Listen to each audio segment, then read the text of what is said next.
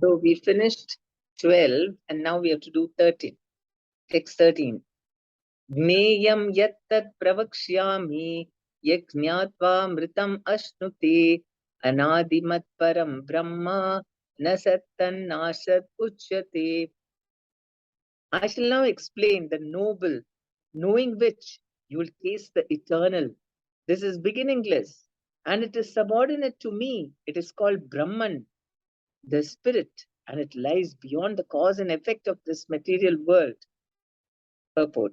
The Lord has explained the field of activities and the knower of the field.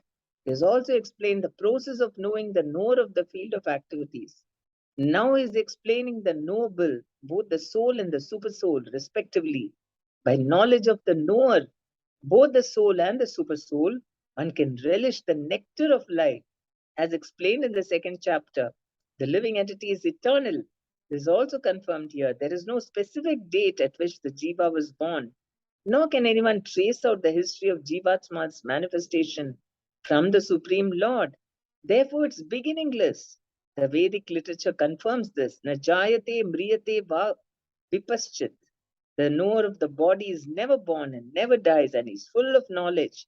The Supreme Lord is also stated in the Vedic literature as Pradhana Kshetrajna Patir Gunesha. The Supreme Lord is the super soul, is the chief knower of the body, and he is the master of the three modes of material nature. In the Smriti, it is said, Dasa Bhuto Harir Eva Nanyas Vaiva Kadachana. The living entities are eternally in the service of the Supreme Lord. This is also confirmed by Lord Chaitanya in his teaching. Therefore, the description of Brahman mentioned in this verse is in relation to the individual soul. And when the word Brahman is applied to the living entity, it is to be understood that is Vijnanam Brahma as opposed to Ananta Brahma. So Vijnanam Brahma means when you understand, when you actually realize you're a soul. Jnana means what we are getting now, knowledge that I'm a soul. But that doesn't mean I actually experience I'm a soul. I may intellectually understand it, but I don't experience it. So Vijnanam Brahma is someone who has realized his soul. And Ananta Brahma is Krishna, Supreme Brahman, personality of Godhead. So this is what Chaitanya Mahaprabhu has come for. He wants us to experience the happiness of being a soul. And that's why he did Sankirtan, singing and dancing. Because when you sing and dance, you feel the presence of Krishna and your soul also feels joyful. So here we see Krishna is saying, I shall now explain the noble, knowing which you will taste the eternal. So if we taste the eternal, then we will become very happy and then we'll want spiritual life. As long as we don't taste it, we'll think, what is this being described that, oh, it is eternal, it cannot be cut into pieces. I don't know what it is. I can't see it even. People feel like that, Where is this soul? I don't even believe it. Many Indians have also become like that. And in the West, though, they don't have a clue about what soul is, because this Queen Elizabeth's burial. I mean, they had uh, this thing. No, I mean, what they call that in the chapel. They had the service for her, and at that time, the person I know who was just announcing and all that, and he was saying, so they have laid the coffin, that is the body of Elizabeth, at rest eternally next to her husband Philip. Now, what is this? They didn't say her body. They said they have left her eternally to sleep over there. This is their knowledge. This is what. So they don't know anything about soul or anything. They don't believe it at all. And here Krishna is saying, I will tell you explain the noble, knowing which you will taste the eternal. Once we taste it, then we'll become very happy and we'll have full faith in it. And we'll think that everything we'll see from that perspective. This is beginningless. So we are beginningless. There's no time of birth or anything. We are eternal. And it is, Krishna is saying, it is subordinate to me. It is called Brahman, the spirit. And it lies beyond the cause and effect of this material world. What is this cause and effect in material world? Something, I mean, it is always based on cause and effect. Something happens, there is always some reason behind it. Yeah, somebody doing it like that. But in the spiritual world, It's not cause and effect and all that. I mean, like the laws over here. So, if you do this, and then this will happen. Not like that. In spiritual world, it's you don't need any cause even.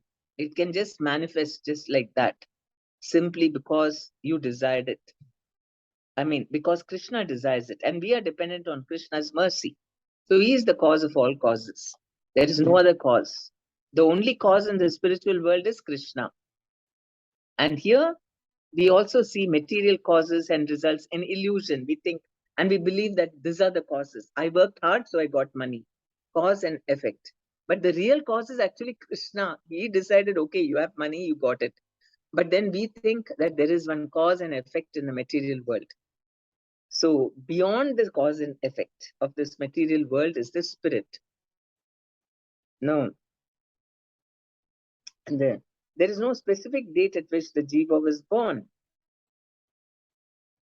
And the Supreme Lord as the Super Soul is the chief knower of the body. He knows everything about us, what we can hide from him. He knows everything completely. We don't know. We don't even know what's inside our body. But he knows everything, outside, inside, what, everything. And he's the master of the three modes of material nature. So everything is under his control, but in ignorance, because we are ignorant of this, we're sitting and struggling, thinking we only have to do cause and effect, right? We're so caught up with that. I have to do this, then only it will happen. Yes, of course, as long as we are bodily, identifying, we have to do things according to the laws to get something. We can't just say, oh, but if you surrender to Krishna, and let him decide, then it is as if we're not doing anything at all. He makes us do.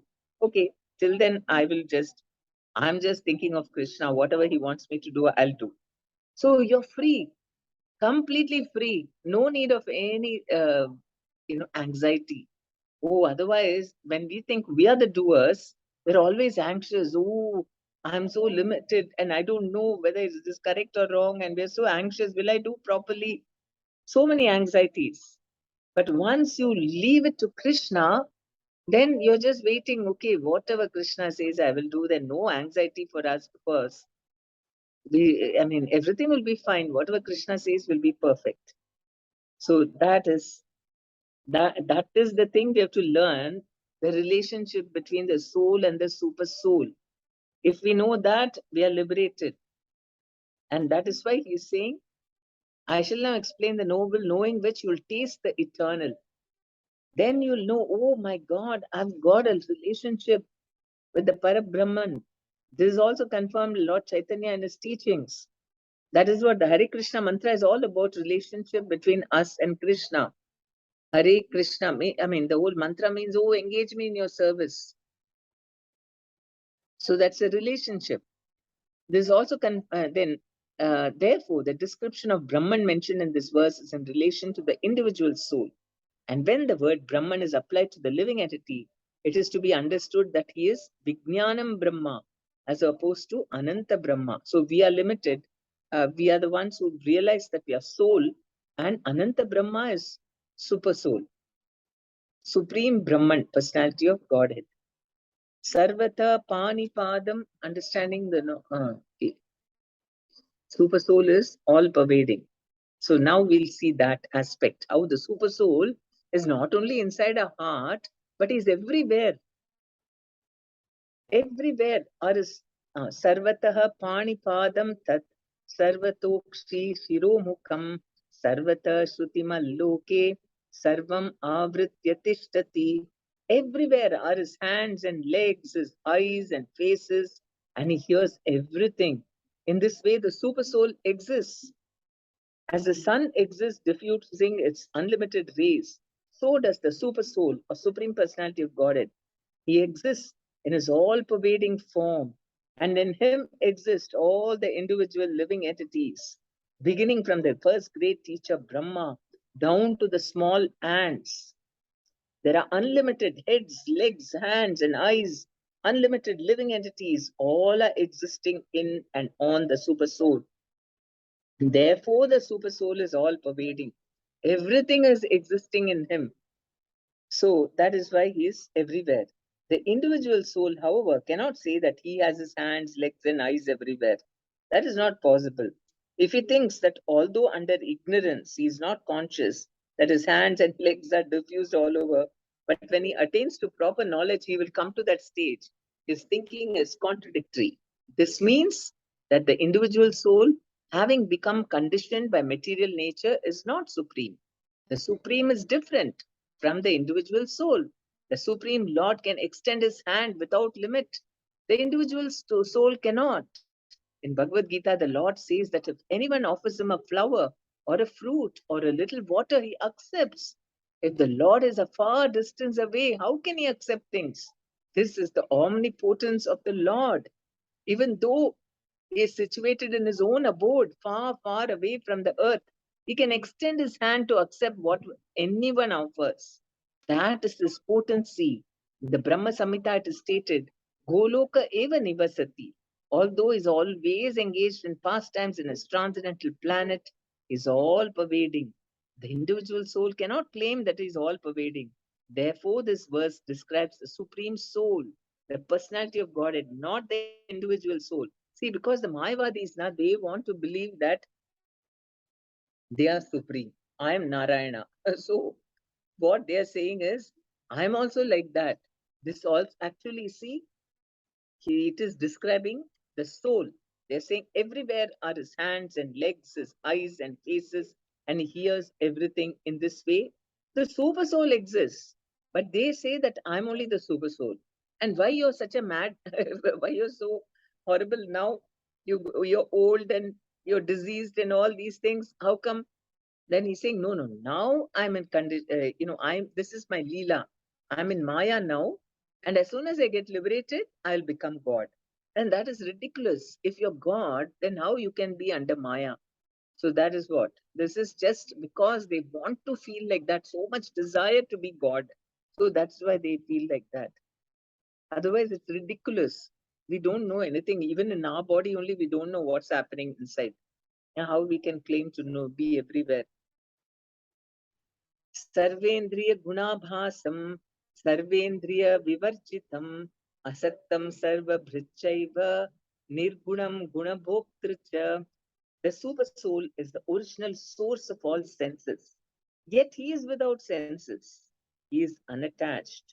Although he is the maintainer of all living beings, he transcends the modes of nature, and at the same time, he is the master of all modes of material nature. So we shouldn't think, oh, Krishna is above the modes, he is beyond the modes, so we cannot control the modes. The modes and all under Maya, so Krishna is too, I mean, no, everything is working under him. He is fully controlling everything. The Supreme Lord, although the source of all the senses of the living entities, doesn't have material senses like they have. We say, Rishikena Rishikesha Sevanam Bhakti Uttamam. That means Rishikena, with our senses. Rishika means our senses. With the senses, Rishikesha. Rishikesh means master of the senses. Isha means master, Lord. Lord of the Rishika or senses is Rishikesha. So we use our senses in the service of the Lord. So why is he called Rishikesha? How is he master of our senses? He is controlling our senses. That means actually everything is under his control only. But when we are in Maya, he controls through Maya Devi. He says, okay, you control through the modes of material nature. But when we surrender to him, then he controls. And that is so ecstatic because it's like we're not doing anything. We are a puppet in his hands. And that is full of ecstasy because whatever we do will be so perfect and we'll be always thinking of Krishna. And that Brahman, that is Brahman and Parabrahman, that is the eternal nature. So actually, the individual souls have spiritual senses. But in conditioned life, they are covered with material elements. And therefore, the sense activities are exhibited through matter. The Supreme Lord's senses are not so covered. His senses are transcendental and are therefore called nirguna. Guna means material modes, but his senses are without material covering. It should be understood that his senses are not exactly like ours. Although he is the source of our sensual activities, he has his transcendental senses which are uncontaminated. This is very nicely explained in the Svetasvatara Upanishad in the verse, Sarvataha Panipadam, the Supreme Personality of Godhead. Pani is hands. Sarvataha, everywhere. This verse is very nice. Sarvataha, everywhere. R is Pani, hands, Padam, legs. Sarvataha, everywhere. Akshi, eyes. Siraha, head. Mukam, face. Sarvataha, everywhere. Shrutimat, hearing. Loke, in the world. Sarvam, everywhere. Avritya, covering. Tishtati, exists. So this Sarvatra Pani Padam. The Supreme Personality of Godhead has no hands which are materially contaminated, but he has his hands and accepts whatever sacrifice is offered to him. That is the distinction between the conditioned soul and the super soul. So this is how the yajna works. We may think I'm sitting and doing one little fire over here and I'm offering ghee there and chanting some mantras. How is it going to reach Krishna? Everywhere are his hands and legs he can accept right here. Or you accept some, offer some food, immediately he can eat. His hands are right here. I mean, he doesn't even need hands. He can just glance and eat with his eyes. So that is what Krishna is right here. When we offer, he immediately accepts. All we have to do is with love and devotion, we accept Tulasi, and through the Guru we offer, immediately Krishna accepts and gives it back to us. So that is how. Then we'll have, see, once we know this, we'll have complete faith in whatever we are doing. That when we are chanting also, I know Krishna is right here, he is listening to me. And not only that, Krishna himself is in the holy name, and then he's hearing me and he's right here.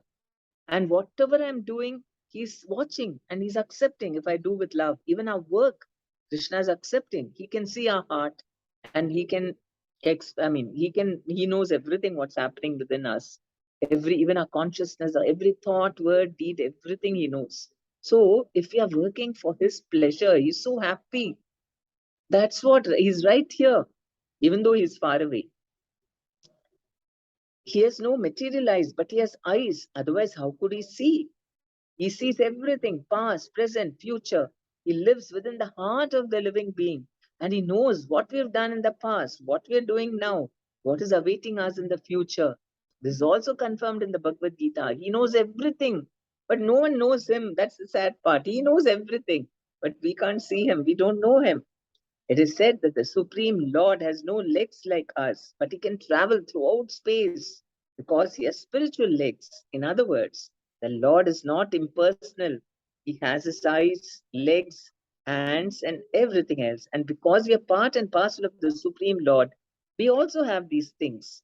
But his hands, legs, eyes, and senses are not contaminated by material nature. We know our material body, how strong it is and what it is, we know that.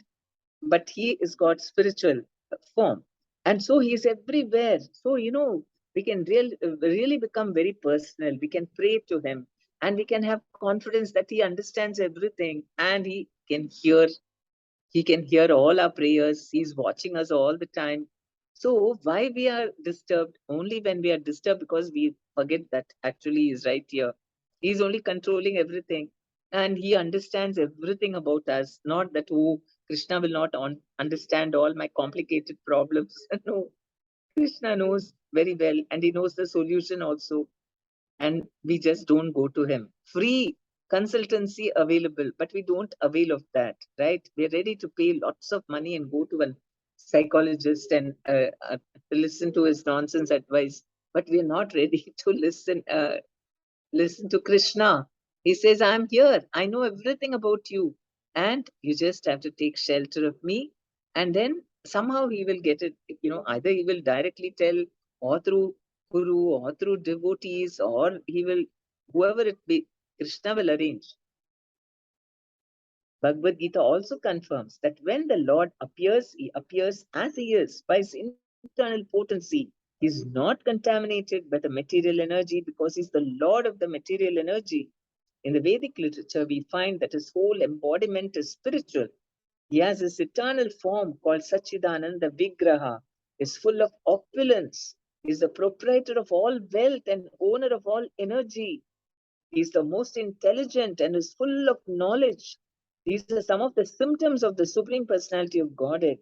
So actually, people wonder, oh, what, to increase my brain, maybe I have to take some more, some vitamins or some. Okay, we can take vitamins, nothing wrong. But I'm saying that we think, but Krishna says he is the most intelligent person, and we just connect with him, then he'll give us all intelligence. He says, I am the intelligence, ability, memory. From me comes knowledge, memory, and forgetfulness. Everything is coming from him.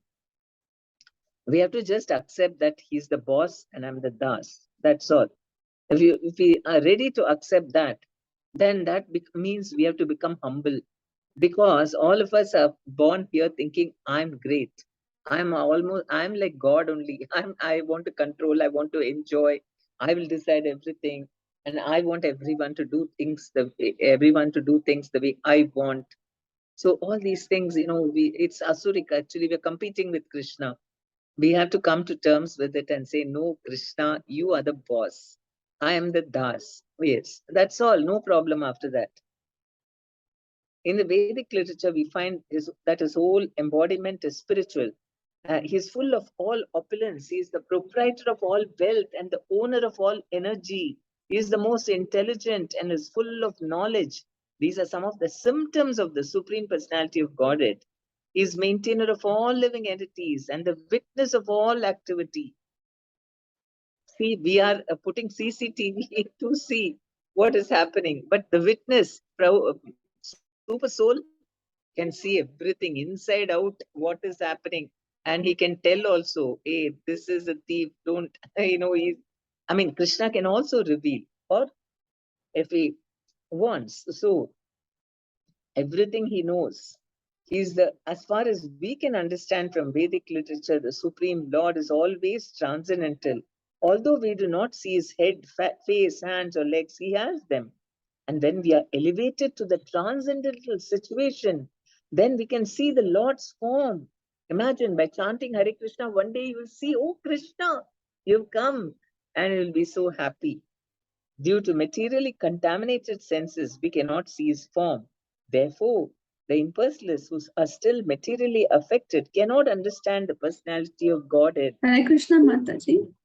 Yes. Mataji, so like if as I'm chanting, Krishna will actually appear in my mind, Mataji. Yeah, of course. Okay. In your mind, in your heart, he's listening, and he's very happy. You'll feel happy, right? When you chant, you'll feel happy. Yes, Because Mataji. Krishna is happy, isn't it? Yes, Mataji. Easiest And way to please how does that Krishna. happen, Mataji? Like when do we reach that stage? No, even now, if you chant, then Krishna is so happy. Don't you feel happy when you finish chanting? Yes, Mataji. Because Krishna is happy. You've called me, you've done the best thing possible. The best way to please Krishna is chant Hare Krishna mantra. He's very happy. He's not even thinking, oh, you should do big yajnas and all that. No, simply chanting Hare Krishna will make him so happy. Then why we don't do that? And that is our misery. That is our good. We are not so fortunate. Imagine, simple thing we can serve him. And of course, just offer, he says, whatever. And he's so kind, he says, a leaf, a flower, a fruit. Even if you offer me, I'm very happy. Of course, we shouldn't just, okay, one leaf I'll give, one fruit, one flower, and little water. That is for bare minimum. If someone has nothing, or you're in the forest, or somebody can't afford anything, at least this he can. Krishna says, I will accept. What he wants is only our devotion. Yes, Mataji. Nowadays, I make it a point like if I get distracted while chanting, I remember your dialogue, Krishna's Krishna himself. That dialogue keeps flashing in my mind. Then I'll push myself to chant and concentrate, remembering that lines of yours, Mataji. Adore. So then text 16, we'll do one more verse.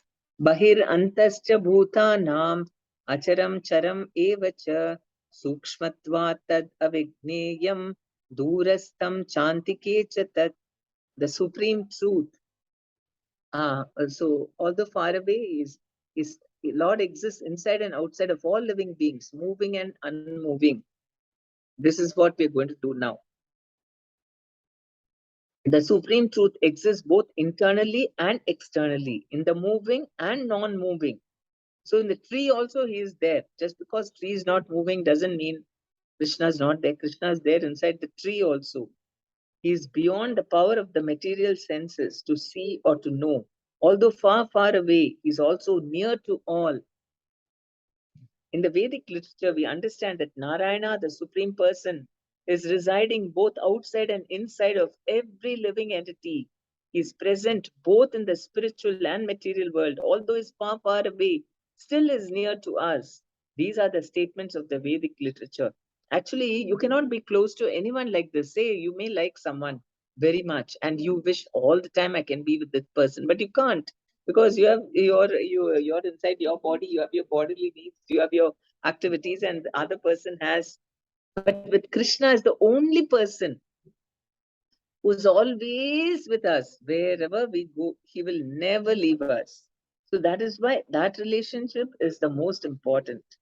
Other relationships are because they're part of Krishna, we love them. Then it's perfect. Then that is why it says, if you want to, you water the root of the tree, then the water reaches every part of the plant. So we just serve Krishna and we love him. Everybody, your love for Krishna, your love will reach everybody. They will all feel that you love them, because it is a fact. Everybody is part of Krishna. So he's like the tree, and he's the root of everything. So we water him and we serve him, then it will reach everybody. Otherwise, separately, if you do, no, we are frustrated. Oh, they're not even satisfied. Or sometimes, it's not enough, whatever, or they forget we were, or they don't even know all these things. But if you just serve Krishna, everybody will be satisfied. You'll see that. Right now, maybe some people don't like that you're serving Krishna, and they may make some comments. But actually, when you start serving Krishna, everybody around you will be satisfied with you. Even though okay, we have to do our duty, whatever is required, but you may not even take too much trouble about how to satisfy this one, that one. They will lift them face. Otherwise, now our motivation is all out of fear. If I don't do this, then they'll stop talking to me, or they'll shout at me. Something out of fear we may do. But then we just do whatever is part of Krishna consciousness, and we do that not at the cost of Krishna consciousness, and still everybody will be satisfied.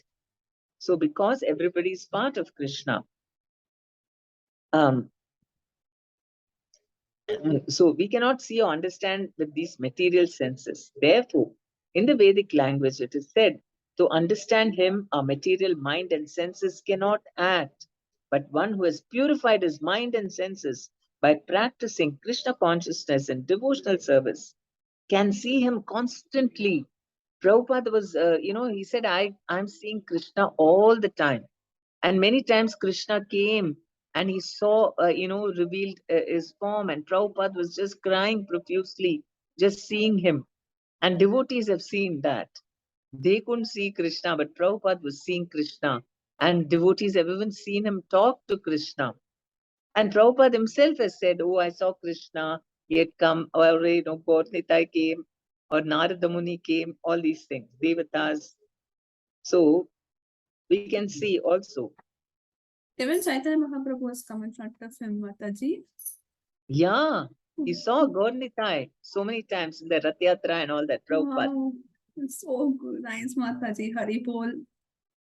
Yeah. But why he didn't recommend the husband or Mataji? Huh? What? Why, like he didn't recommend like his followers. They are also my true followers. Please let them also see you. He didn't request. What? Some followers also? Like he didn't request Krishna Chaitanya Mahaprabhu, please give my followers also your darshan. Even they are also waiting, No. He always, see, that is up to Krishna, na? He can only make everybody become surrendered, become more devoted. Then Krishna has to really reveal himself. Krishna is the one who decides when he will show. You can't just tell. He is blessing everyone. That is what he wants us. He'll keep asking his disciples, did you see Krishna? They had come there, and the disciple will put his head down, no, Prabhupada. But once, His Holiness Jayaptak Swami, Guru Maharaj, he, in Mayapur, it seems Chaitanya Mahaprabhu was dancing and all that, and Prabhupada was watching that. Then he looked at Guru Maharaj and he asked, you saw, no? And said, no, I didn't see, because he didn't want to admit in front of his Guru that he saw Krishna. Hey, why you're not telling me? Why you're not saying the truth? You saw Krishna. So he has seen also. Anybody who is very fortunate, if you go to Mayapur, one day, it all depends upon Chaitanya Mahaprabhu. When he wants, he will show himself, because his leelas are still going on. So we have to be very eager to engage in his service and, love him. Then definitely, in so many ways, first, he will start revealing himself, in every activity. If you depend on him, you'll be wonderstruck. Hey, all this is happening because of Krishna. That only is very exciting. No, till we actually see him. But you can see his presence. First of all, are feeling happy, not for any reason, not because, oh, I got a promotion, I got a big job, or I got something from some material reason. People become happy because of that, but then once it's over, they feel sad also. Oh, I mean, that comes and goes. But always to be happy because of Krishna's presence, that's where real happiness. And so you'll feel happy, and then when you're working also, you'll see how Krishna's helping you in so many ways, or whatever, not just working, in your relationships and everything. Krishna is there. So even before we see him, he makes his presence felt. So if we chant Hare Krishna, then we come under his internal energy. Actually, I saw it in someone's WhatsApp status, Mataji, that Jayapataka Goswami has met Prabhupada. I didn't confirm properly that now I got confirmed. Prabhupada is his guru. Why will he not meet him? Yeah, I just now got confirmed completely, Mataji, after you told this. Oh, okay. I did not know. I knew only Prabhupada and Krishna. Now only I got to know Jayapataka Goswami after I joined the classes.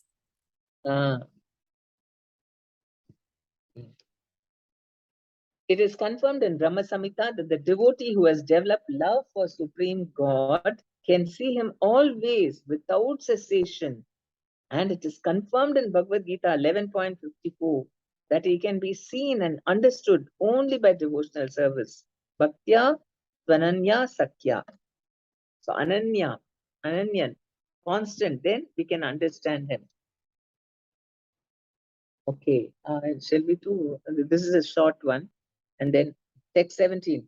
Avibhaktam cha bhuteshu. So here, although far away, he is near to all. So these three. He is subtle beyond the power of material senses to see or know.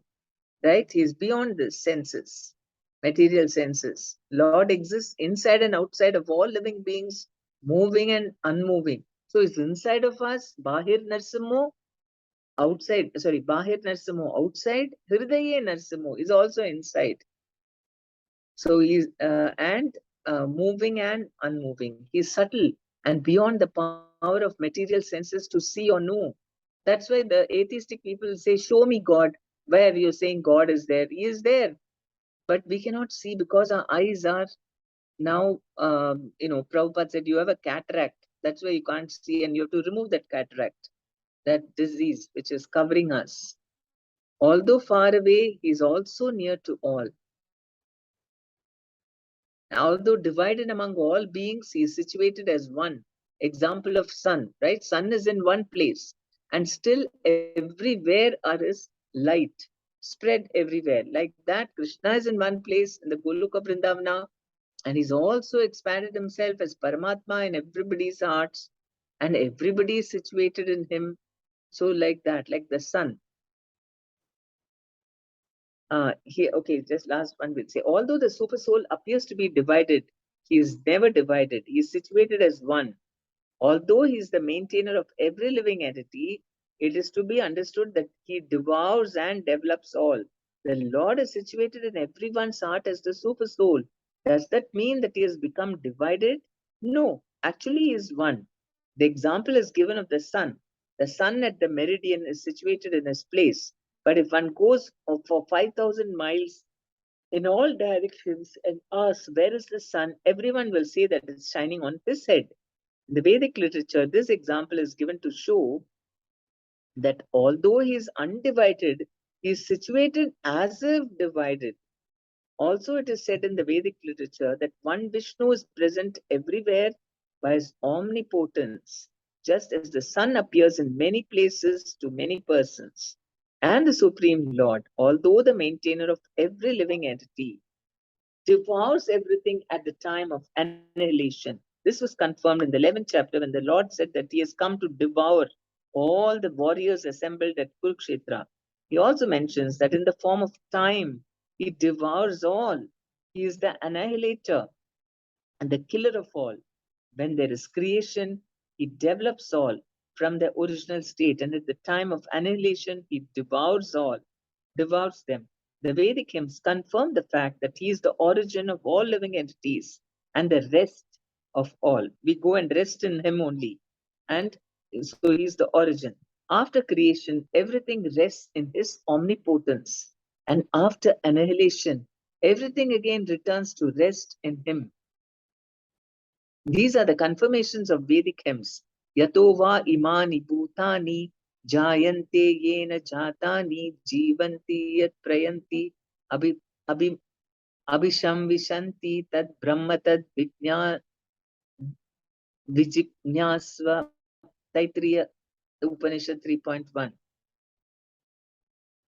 So it is like this. The sun is the best example. Is only one sun, but everyone feels that the sun is with me, right? It's walking wherever anybody far. So in the same way, Krishna and the super soul are the one, are same. Krishna is one, but then we feel he is there with me. That is what is omnipotent. Everywhere he is there. He's in one place and yet he is everywhere. So these are all very spiritual, mystical things. We can't understand materially this. What you're saying, that is why the Mayavadis, they say how it can be one person can be everywhere. That is why they say, no, only Brahma Jyoti, only the rays of the sun is true. Because the rays are everywhere. I don't believe in the sun. So this is their foolishness.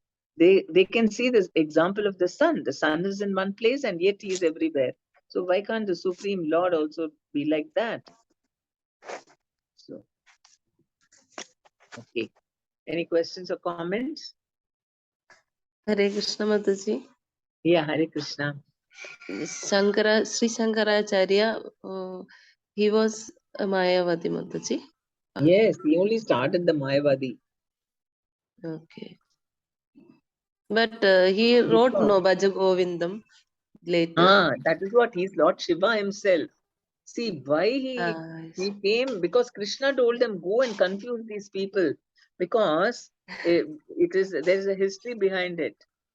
First, the people who are performing yajnas, they became attached to eating meat. Because Ashwamedha Yajna and Gomedha Yajna, you can sacrifice horse and cow and all that. And because, they choose normally an old cow or old horse and they chant the mantras. And then because of just to see how efficient is the mantra. And when they chant the mantra, the cow or the horse will give up its body and immediately it will get a human birth. So cows also benefited. And after the yajna is over, then they, all the Kshatriyas and the Brahmanas also they could take, because it was given as yajna, no, in the fire sacrifice. So those who wanted to eat could eat that. So then what happened? They became addicted to this. Oh, very nice. If you do and go make the yajna, and imagine people want to eat cow, and here using this Vedic thing, allowance, they kept on making so many yajnas in the name of Vedas, and they were killing all animals. So Lord Buddha came to save. He said, stop following Vedas. No need. You just follow what I tell you. No violence at all. Ahimsa.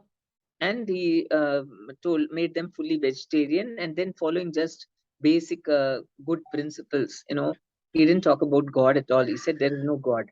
He is God, and he's saying there is no God. But then he tricked them because he was acting like a guru, and they became attached to him. So they were getting purified. Then Buddhism was only for a temporary time period. India had to get back Vedic this thing again. So Krishna sent Shiva, and you go as Shankaracharya and you propound this Mayavadi and confuse them. And so that because it is very close to Buddhism. Buddhism is also atheistic, and Mayavadi is also, in a sense, atheistic only because it's not accepting the form of Krishna. But at least Buddhism says at the end there is nothing, void. But at least in Mayavadism, they accept the soul. So he said, you go, and because they will easily jump ship from Buddhism to Mayavadism, no problem. If you tell Buddhists to become devotees, that's a big, big jump. They won't. Very difficult to make Buddhists into Vaishnavas. But Mayavadi, yes. So that is why Shiva came. Though Shiva is a great Vaishnava, he is a devotee. So that is why finally he also said, Bhajagovindam, Bhajagovindam, Bhajagovindam, Mudamate. Go, foolish person, chant Govinda's name. So Shiva knew that internally he is only Vaishnava, but externally, much against his wish, for the sake of Krishna, he did that. Hare Krishna Mataji. Thank you, Mataji. Hare Krishna Mataji. In which yuga Buddhism came up, Mataji? This yuga only, just when Buddhism was what BC, is it? Yeah, BC, sometime in the beginning, just 100 BC or something, isn't it? Because in the Treta Yuga, they used to do yajnas, right, Mataji?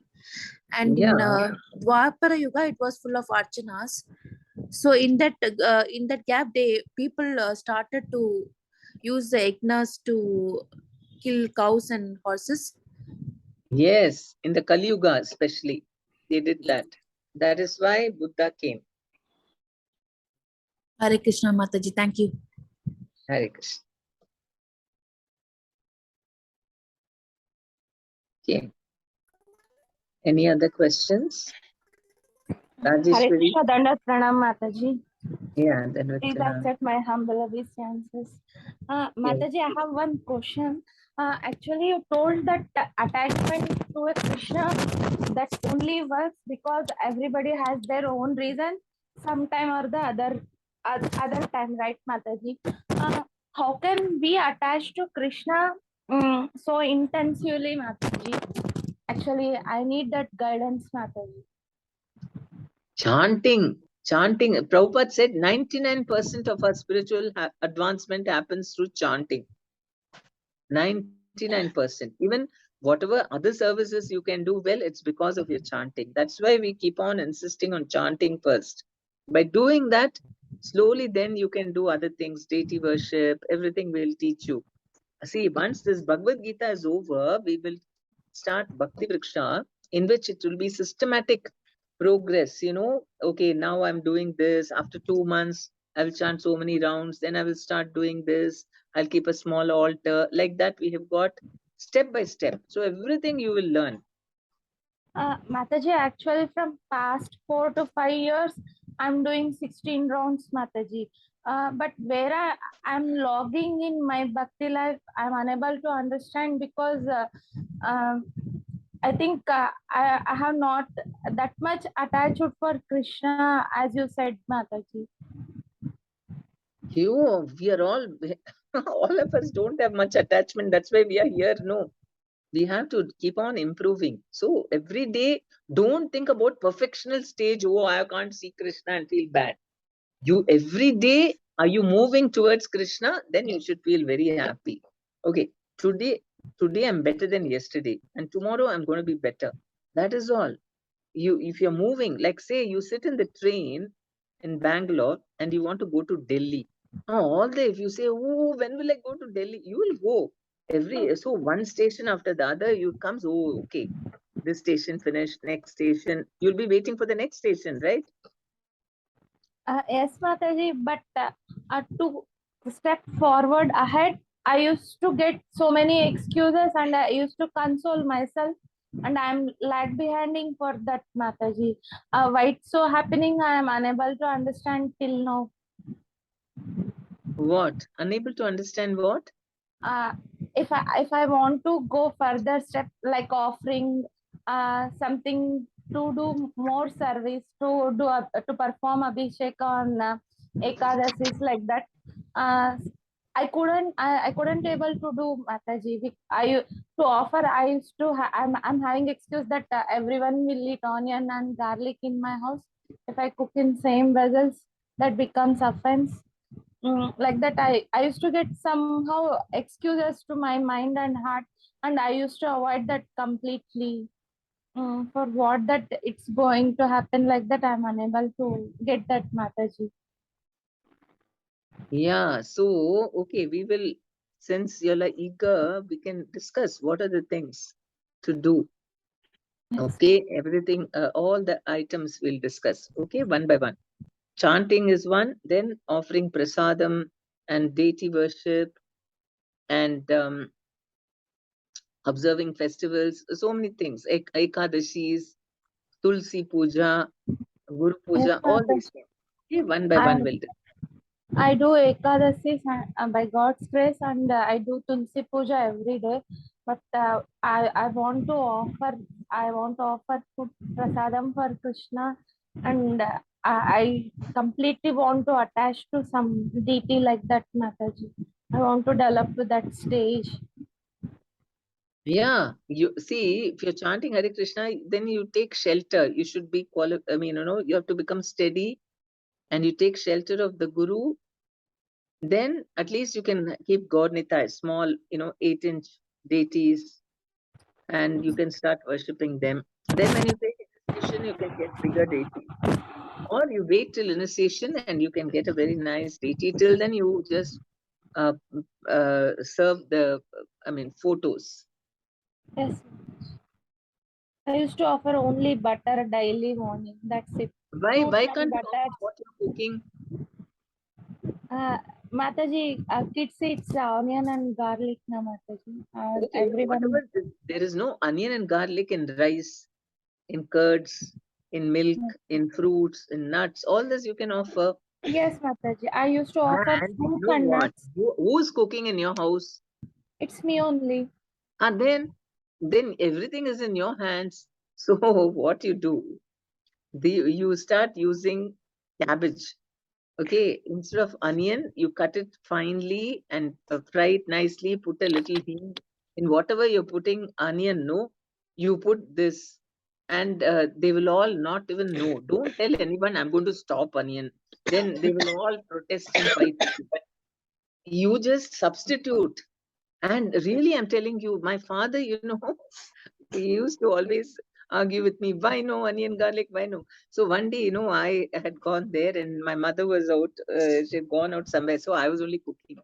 So I made all his favorite things. Morning, I made upma I put cabbage.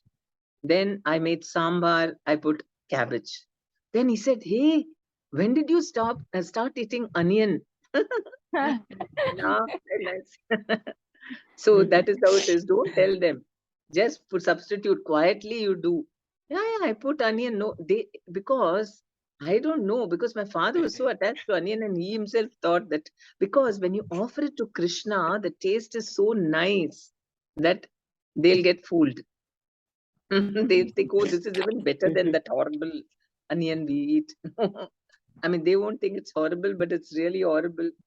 Oh, nowadays, when I was also eating onion garlic before I became a devotee, but now I can't stand it. But the thing is, you can use cabbage. You are only cooking, na. So you can, there was a Punjabi lady, and Punjabis are hardcore onion eaters, no?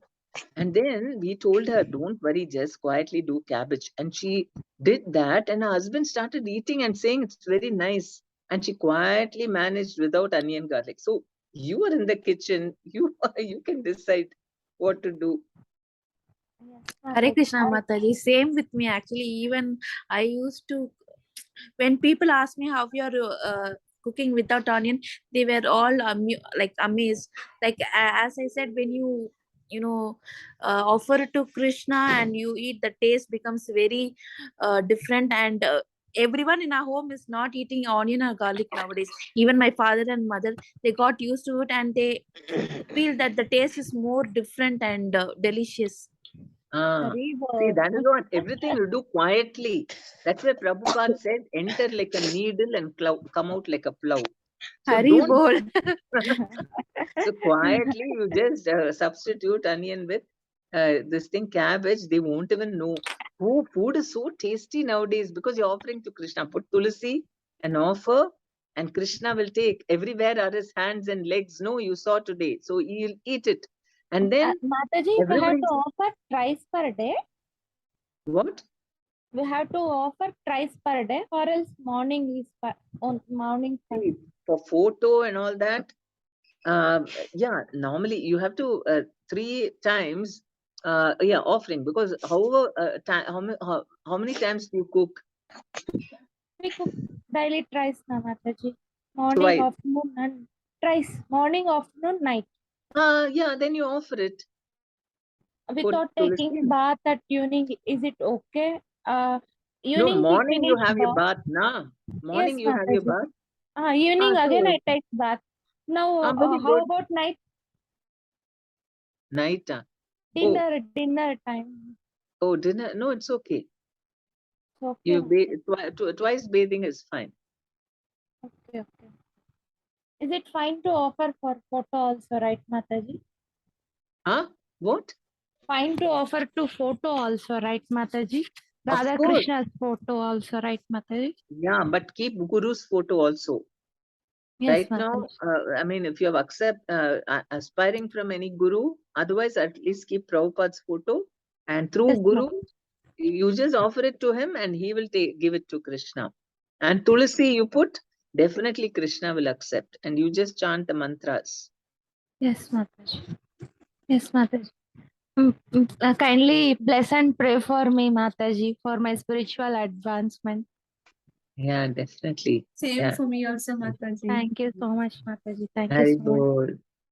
Hare Krishna. Hare Krishna Mataji.